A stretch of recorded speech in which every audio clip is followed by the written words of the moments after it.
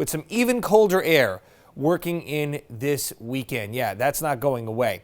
As we take a look at temperatures outside right now, mostly above freezing. That's going to change over the next couple of hours. We already have Smithfield here dropping to 31 degrees.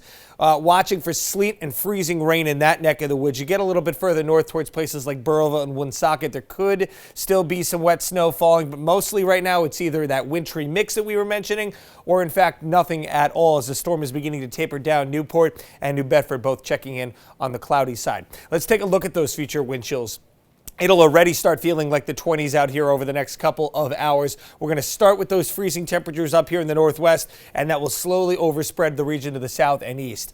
Now, we haven't jumped very far here. We've gone from this afternoon to, right before midnight tonight, matter of 5-6 hours. We're already looking at wind chills between 10 and 15 degrees across our area. Check out Worcester. How about feeling like 5? Yeah, and we've got several nighttime hours to go. So by the time we get to tomorrow morning, we are bottoming out here, folks, in the single digits for our viewing area. If you're traveling farther north and west, you could be looking at sub-zero wind chills, and that's not really going to get any better as we go throughout the day tomorrow. Maybe a little bit. Still, though, seeing those wind chills between 10 and 20 degrees, and then another frigid night coming up on Thursday. Wind chill values about the same, if not maybe a degree or two even colder. This is the core of that cold air that's coming in. And a lot of times when these storms pass through, whether it be a major storm or more on the lower end of storms like the one today, they have a tendency to yank down that cold air, whatever's up in the north and west, and that is the real frigid stuff. Check out Green Bay.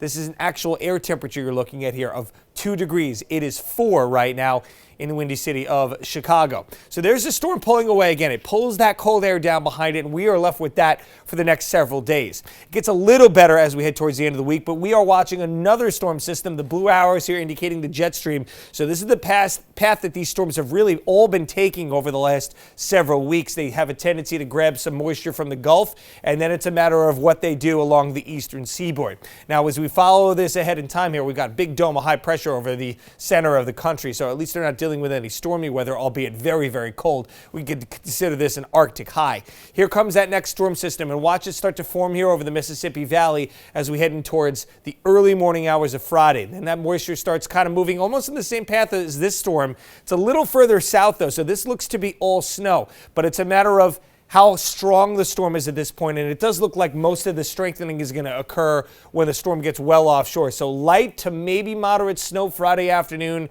clearing out on Friday night, and the weekend looks to be, again, dry but frigid temperatures, almost even colder than what we're looking at these next 2 days here. 19 tonight, wintry mix and rain tapers off. Bitter wind chills. Watch for refreezing on the roadways. Still breezy tomorrow, 10 to 20 mile per hour winds. That will equate to 10 to 20 degree wind chills. Thursday, 30, we're creeping back to near freezing again. It'll be cold enough for all snow on Friday.